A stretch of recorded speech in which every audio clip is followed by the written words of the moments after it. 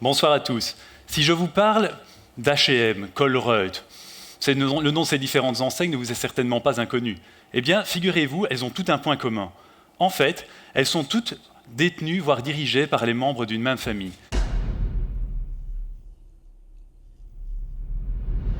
Ici, en venant vers Bruxelles, je suis passé sur le ring et j'ai vu au loin Ikea. Eh bien, figurez-vous qu'Ikea a un ancrage familial particulièrement marqué également. L'acronyme Ikea, en fait, vient d'une contraction du nom de famille du fondateur, de sa ville d'origine, ainsi que de la ferme où ses parents vivaient autrefois. Donc vous voyez, les entreprises familiales font partie intégrante de notre quotidien. N'est dès lors guère surprenant, finalement, qu'elles contribuent significativement à notre économie. En effet, aujourd'hui, les chiffres en attestent, elles génèrent plus de 55% de la richesse à travers le monde et génèrent également plus de 60% de l'emploi. En dépit de leur importance dans le tissu économique mondial, on en connaît peu sur les facteurs de croissance de ce type d'entreprise. Et là, c'est problématique, justement. Et dans le cadre de ma thèse de doctorat, j'ai tenté de répondre un petit peu à cette problématique.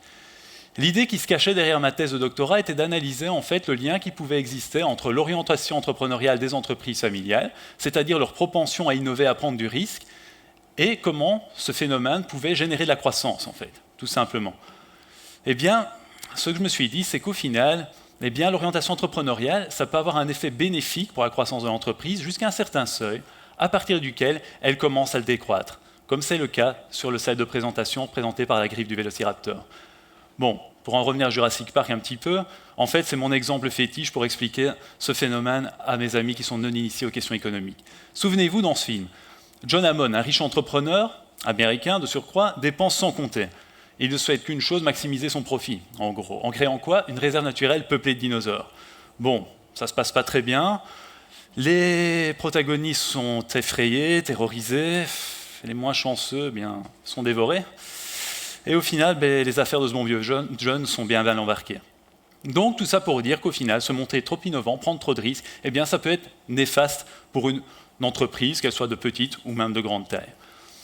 Alors les résultats de ma thèse de doctorat sont formels. Malheureusement, visiblement, les entreprises familiales souffrent du syndrome de Jurassic Park. Plusieurs facteurs permettent de l'expliquer. Tout d'abord, elles manquent d'un capital humain adéquat pour justement gérer efficacement leur orientation entrepreneuriale. De plus, elles ont tendance à avoir un cœur de métier qui est moins orienté vers l'innovation, ce qui gêne bien évidemment la transformation d'une orientation entrepreneuriale en croissance, tout simplement pour l'entreprise. Et finalement, comme les dirigeants familiaux sont souvent enclins à diriger leur entreprise en bons pères de famille, ils ont une moindre propension à prendre du risque, tout simplement. Et ça a un impact direct. Donc, je vous remercie pour votre attention.